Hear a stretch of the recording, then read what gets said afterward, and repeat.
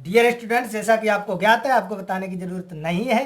कक्षा 10 गणित आपका है तो चल ही रहा है और प्रश्नावली 4.3 जो है हम आपको ऑलरेडी बता चुके हैं बहुत ही अच्छे ढंग से। आज जो है आपकी प्रश्नावली 4.4 है। चौथा चैप्टर आपको मालूम है आपका क्या है? द्विघात समीकरण।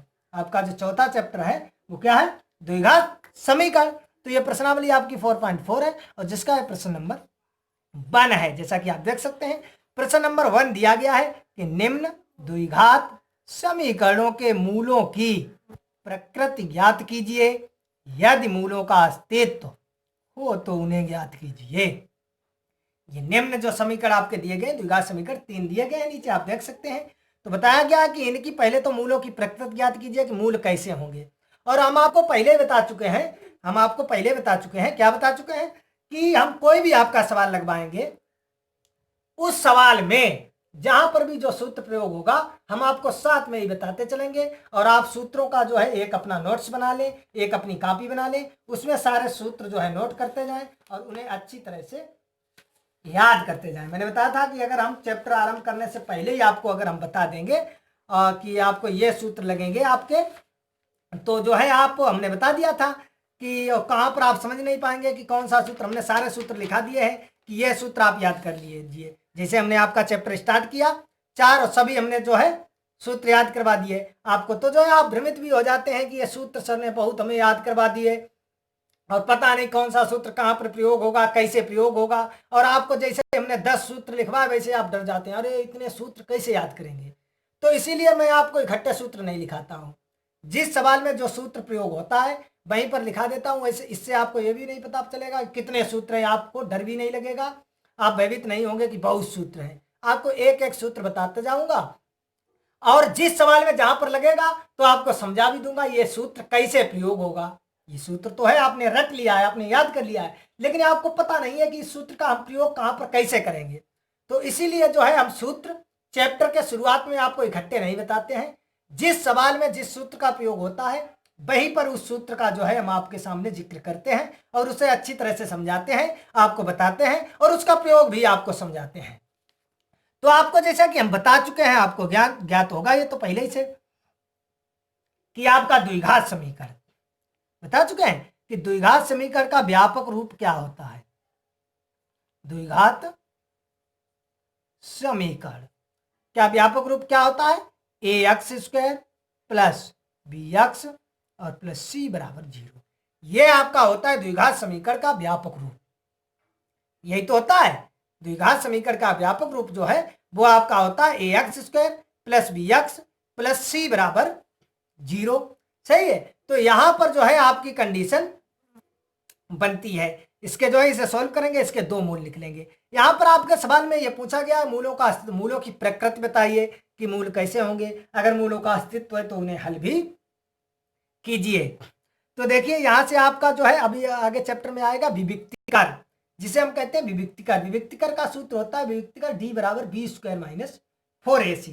सही है। यहां से अभी आपको विविक्तिकर नहीं ज्ञात करना है। अगर आप कहना चाहें तो कह भी सकते हैं विविक्तिकर बराबर विविक्तिकर,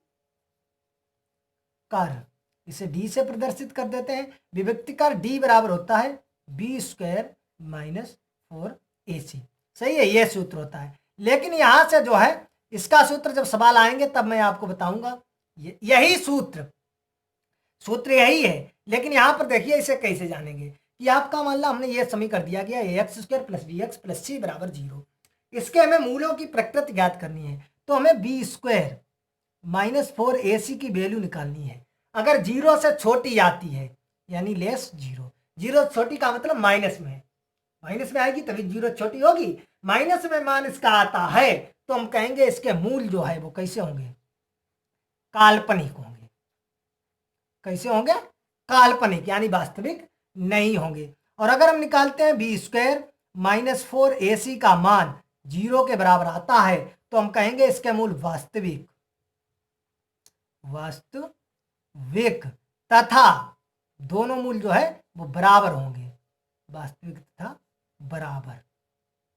सही है, वास्तविक होंगे और बराबर भी होंगे। 2 मूल होते हैं, हमने आपको बता दिया। द्विघात समीकरण है उसका 2 मूल, त्रिघात समीकरण है उसका 3 मूल। तो यहाँ पर द्विघात समीकरण है, दोनों मूल वास्तविक और बराबर होंगे। और यदि b² -4ac का मान इज ग्रेटर 0, यानी 0 से बड़ा आता है, यानी धनात्मक संख्या आती है, तो आपका मूल वास्तविक होगा, वास्तविक होगा। सही है, वास्तविक तथा असमान भी लिख सकते हैं, वास्तविक तथा असमान। आपके मूल वास्तविक होंगे लेकिन बराबर नहीं होंगे, असमान होंगे। सही है, यहां से आप जो है ये देख सकते हैं कि अगर आपका द्विघात समीकरण दिया गया ax² + bx + c के रूप का, तो वहां से पूछा गया कि मूलों की प्रकृति, तो हम b² - 4ac की वैल्यू निकालेंगे। अगर 0 में आती है, यानी माइनस में आती है, 0 से छोटी, तो हम कहेंगे मूल काल्पनिक है, कोई भी वास्तविक मूल नहीं है। और जो कोई भी वास्तविक मूल नहीं है तो उनका जो है अस्तित्व नहीं है, और जब उनका अस्तित्व नहीं है तो हम उन्हें ज्ञात भी नहीं कर सकते हैं। अगर b² - 4ac की वैल्यू जो है 0 के बराबर आती है, तो हम कहेंगे कि जो है इसके मूल वास्तविक तथा बराबर होंगे, तब हम उन मूलों को ज्ञात भी कर सकते हैं, उनका अस्तित्व भी है, दोनों मूल आपके बराबर आएंगे। अगर आपकी b² - 4ac की वैल्यू 0 से बड़ी है, यानी कोई धनात्मक संख्या आती है, तो आपको याद रखना है उसके मूल वास्तविक तथा असमान होंगे। वास्तविक होंगे उन्हें हम ज्ञात कर सकते हैं, निकाल सकते हैं, उनका अस्तित्व होगा, लेकिन दोनों मूल आपस में बराबर नहीं होंगे। यही आपका सवाल है, तो आप देख सकते हैं ये दिया गया है प्रश्न नंबर 1, निम्न द्विघात समीकरणों के मूलों की प्रकृति ज्ञात कीजिए, यदि मूलों का अस्तित्व हो तो उन्हें ज्ञात भी कीजिए। सही है, तो फर्स्ट आपका क्या दिया गया है, आप देख सकते हैं, फर्स्ट आपका है 2x² - 3x + 5 = 0 की भाई लिखेंगे ax² + bx + c = 0 से तुलना करने पर, तुलना करेंगे। देखो x² का गुणांक a है, यहाँ x² का गुणांक 2, a = 2, b बराबर देखो -3 और c बराबर देखो 5। सही है, हमें पहले मूलों की प्रकृति ज्ञात करनी है, यानी हमें b² - 4ac की वैल्यू ज्ञात करनी है। b² - 4ac बराबर देखो b² यानी -3 का वर्ग -4 × a है 2 और × c है 5, तो ये हो जाएगा 3 × 3 = 9 माइनस देखो 4 दूनी 8 पंचे 40, और जब घटाएंगे 9 से 40 को कितना आ जाएगा -31। जो भी आया है, देखो हमने कहा माइनस में आया है, माइनस में यानी 0 से छोटा होगा, तो हम लिख देंगे चूंकि b² - 4ac = 0, इसलिए मूल कैसे होंगे, काल्पनिक होंगे,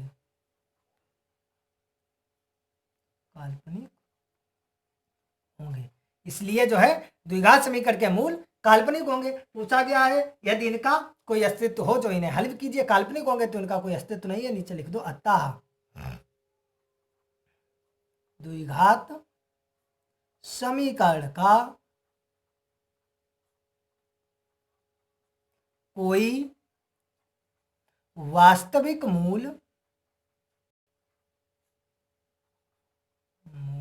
नहीं होगा। आई होप आपको अच्छी तरह से यह समझ में आ गया होगा। नहीं आया तो देखिए दोबारा इसे समझ लेते हैं। ये आपका दिया गया है, इसे देख सकते हैं दोबारा। ये आपका द्विघात समीकरण है 2x² - 3x + 5 = 0। इसकी हमने तुलना कर दी है, तो a = 2 निकल के आया, b = -3 और c बराबर निकल के आया है 5। हमने आपको पहले से बता चुके हैं, हमें ज्ञात करना है b² - 4ac, तो b² - 4ac हमने वैल्यू देखो निकाली है, कितनी निकल के आए -31, यानी 0 से छोटी है, और 0 छोटी है, हम आपको सूत्र बता चुके हैं, प्रतिबंध बता चुके हैं, तो मूल हमारे कैसे होंगे, काल्पनिक होंगे। सवाल कह रहा है कि अगर उनका अस्तित्व है तो उन्हें ज्ञात कीजिए, तो इनका कोई अस्तित्व नहीं है, हमने लिख दिया अतः द्विघात समीकरण का कोई मूल जो है वास्तविक कोई मूल नहीं होगा। आई होप आपको अच्छी तरह से समझ में आ गया होगा। आ गया है तो देखते हैं नेक्स्ट आपका दिया गया 3x² - 4√3x, 3 सेकेंड आपका दिया गया है 3x² - 4√3x और +4 = 0, +4 = 0। तुलना कर दो, पहले तो प्रकृति ज्ञात करनी है कि ax² + bx और +c = 0 से तुलना करने पर आपको पूरी लाइन लिखनी है सही से। तो देखो a बराबर आपका हो जाएगा 3, b बराबर हो जाएगा -4√3 और c बराबर हो जाएगा 4। तो देखो पहले तुम निकालेंगे b² -4ac, b² यानी -4√3 का वर्ग करेंगे, सही है। -4 इंटू ए है 3 और इंटू सी है 4। तो देखो 4 का वर्ग करेंगे 16 और √3 का करेंगे तो रूट हट जाएगा और ये -4×3 12, 12 चक्कू 48, सही है। 4 चक्कू 100 48। तो देखो यहाँ से ये हो जाएगा 100 48 -48 बराबर कितना आ जाएगा, 0 आ जाएगा। हम आपको प्रतिबंध बता चुके हैं, अगर b² -4ac का मान 0 आता है तो दोनों मूल हमारे जो है वो कैसे होंगे, वास्तविक और बराबर होंगे। तो यहां पर हम लिख देंगे क्योंकि b² -4ac बराबर 0, इसलिए मूल वास्तविक तथा बराबर होंगे। मूल हमारे जो है वास्तविक तथा बराबर होंगे, सही है। जब इनका अस्तित्व है, वास्तविक है, तो उन्हें ज्ञात भी करना है, तो बस ज्ञात कर लो। चाहे तो देखो हम इनके गुणनखंड कर सकते हैं, इनके हम गुणनखंड विधि से भाई हमें ज्ञात करना है, यानी x की वैल्यू निकालनी है, दो मूल आएंगे, इनके हमें गुणनखंड करने हैं, सही है। तो यहाँ हम गुणनखंड विधि से इसे क्यों हल करें, क्यों हम पूर्ण वर्ग बनाकर हल करें, हमारे पास विधियां हैं, पूर्ण वर्ग बनाकर भी हल कर सकते हैं, गुणनखंड विधि से भी हल कर सकते हैं, और श्रीधराचार्य विधि यानी द्विघाती सूत्र से भी हल कर सकते हैं। अब यहाँ से देखो हम आधा काम कर चुके हैं, क्योंकि द्विघाती सूत्र में हमें यही करना होता है, क्योंकि हम ये तुलना करते हैं, ए और बी सी के मान निकालते हैं, सही है। फिर b² -4ac ये करते हैं, तो देखो ये मान निकाल के ये भी हमारा आएगा अंडर रूट के अंदर। तो जो है आधा हम काम कर चुके हैं, तो इसे हम द्विघाती सूत्र से ही निकाल देते हैं, सही है। तो यहाँ पर हम लिख देंगे श्रीधराचार्य सूत्र से या द्विघाती सूत्र से क्या होता है, x बराबर -b plus minus under root b² -4ac upon 2 है। अब देखो हमने द्विघाती सूत्र से इन्हें क्यों निकाला है, देखिए हमारा सवाल बहुत सरल हो गया था। गुणनखंड करते हैं, हमें गुणनखंड करना होता, बहुत कॉमन लेते, बहुत बड़ा बनता, पूर्ण वर्ग बनाते तब भी बड़ा होता। यहाँ पर देखो x बराबर माइनस b की वैल्यू कितनी है 4√3, माइनस सवाल में माइनस उसमें है, ये देखो प्लस माइनस अंडर रूट। अब देखो यहाँ पर इसकी वैल्यू हमें रखनी नहीं है, क्योंकि मान लें b² -4ac की वैल्यू निकाल चुके हैं 0, इसीलिए हमने इस सूत्र से हल किया। 2 इंटू ए की वैल्यू कितनी है 3, तो x बराबर आपका हो जाएगा 4√3, सही है। वो तो प्लस माइनस 0 का कुछ भी करेंगे वो तो 0 ही रहेगा भाई, अंडर रूट से 0 निकलेगा और अपान ये हो जाएगा 6, या इसे हल कर सकते हैं तो 4√3 अपान 6, या काटेंगे 2 दूनी 4 और 2 तियाँ 6, तो ये हो जाएगा 2√3 अपान 3।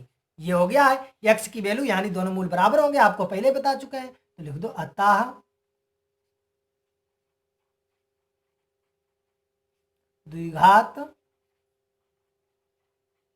समीकरण के मूल 2√3 अपान 3 और 2√3 अपान 3 है, क्योंकि दो मूल निकलेंगे, आपका द्विघात समीकरण है और द्विघात समीकरण है तो उसके दो मूल निकलेंगे, लेकिन दोनों मूल बराबर होंगे, क्योंकि b² -4ac का मान जो है 0 है। यहां से देखिए मैं आपको फिर समझा देता हूं, आप देख सकते हैं ये आपका दिया गया है सेकंड, सही है, ये दिया गया था, इसकी हमने तुलना की x² + bx + c बराबर 0 से, a बराबर ये निकला, b बराबर ये, c बराबर ये।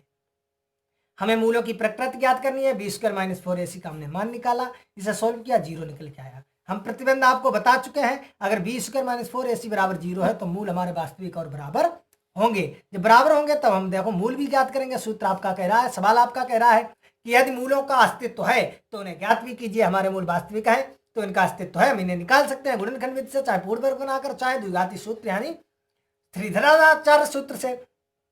तो देखिए यहाँ से जो है हमने कहा तो आधा काम कर चुका है, तो धराचार्य सूत्र से ही निकाल लें, तो श्रीधराचार्य सूत्र से हमने ये सूत्र लगा दिया, आपको ज्ञात होगा, हम आपको याद करवा चुके हैं। यहाँ पर देखो हमने ये वैल्यू रखी है, तो x का मान ये निकल के आ गया है।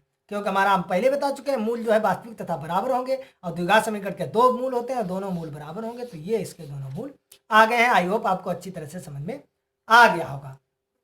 आगे समझ में, तो देखते हैं नेक्स्ट इसका थर्ड भाग। जैसा कि ये देख सकते हैं, ये थर्ड भाग इसका दिया गया है 2x² - 6x + 3। थर्ड भाग देख लो इसका। थर्ड आपका क्या दिया गया है, 2x²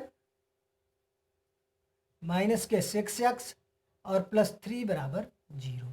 तो मूलों की प्रकृति ज्ञात करने के लिए हमने बता दिया है आपको, पहले वही करना है कि 2x² - 6x + 3 = 0 की ax² + bx और +c = 0 से तुलना करने पर आपको पूरा लिखना है। तो a बराबर हो जाएगा 2, b बराबर आपका हो जाएगा -6 और c बराबर आपका हो जाएगा 3। यही तो हो जाएगा। मूलों की प्रकृति याद करने के लिए हमें b² - 4ac की वैल्यू को निकालना है। b² यानी -6 का वर्ग और -4 × a2 × c है 3, तो ये हो जाएगा 36 माइनस 4 दूनी 8 तियां 24। ये घटा दो, कितना हो जाएगा, 6 से 4 गए 2, 3 से 1 12। सही है, जो कि धनात्मक है, 0 से बड़ा है। तो देखो यहाँ पर हम आपको बता चुके हैं प्रतिबंध, b² - 4ac का मान लिख दो, चूंकि b² - 4ac इज ग्रेटर 0 है, इसलिए मूल द्विघात समीकरण के मूल, ऐसे लिखो या चाहे मूल लिख दो, इसलिए द्विघात समीकरण के मूल वास्तविक तथा असमान होंगे। यानी वास्तविक होंगे, उन्हें हम ज्ञात तो कर सकते हैं, उनका अस्तित्व है, उन्हें निकाल सकते हैं, लेकिन असमान यानी बराबर नहीं होंगे, दोनों मूल अलग अलग निकल के आएंगे। तो देखो निकालते हैं, क्या निकल के आएंगे। तो देखो श्रीधराचार्य सूत्र से क्या होता है, x बराबर -b ± √b² - 4ac और अपान 2a। सही है, तो x बराबर -b, देखो b की वैल्यू है 6, माइनस पहले से है तो प्लस हो जाएगा, प्लस माइनस b² - 4ac की निकाल चुके हैं 12 अपान 2 और a दिया गया है 2। सही है, तो x बराबर ये 6 प्लस माइनस, इसे लिख सकते हैं 4 तियां 12 होते हैं और अपान 2 दूनी 4। सही है, यहाँ से आप देख सकते हैं। तो देखो ये x बराबर 6 प्लस माइनस 4 से 2 बाहर निकल आएगा, √3 और बटे 4। देखो यहाँ से आगे जब इसे सॉल्व करेंगे, x बराबर ऊपर से देखो 2 हम कॉमन ले लेंगे तो बचेगा 3 + 2√3 और अपान 4, काट दो, 2 दूनी 4। तो देखो x की वैल्यू क्या निकल के आई है, 3 ± 2√3 अपान 2। 3 ± 2√3 अपान 2, यही तो वैल्यू निकल के आई है। देखो यहाँ पर अपने लोगों ने थोड़ी गलती की है, आपने ध्यान नहीं दिया होगा। यहाँ देखो 4 से बाहर 2 निकला है, सही है, 2 हमने कॉमन ले लिया है, तो यहाँ से 2 का भाग देंगे 2 तियां 6, यहाँ पर 2 का भाग देंगे 2 1 2, क्योंकि हमने कॉमन ही ले लिया है, तो यहाँ तो 1 बचा है। सही है, तो ये हो जाएगा 3 ± √3, ये 2 नहीं बचेगा, 3 ± √3 अपान 2। तो एक बार देखो हम प्लस चिन्ह लेते हैं, प्लस चिन्ह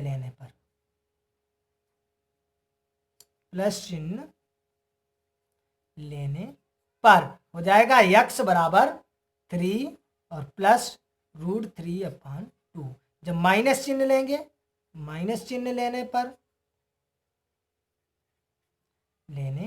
पर तो हो जाएगा x बराबर 3 - √3 अपान 2। देखिए 2 मूल निकल के आ गए हैं, यहां पर हम लिख देंगे अतः द्विघात समीकरण के मूल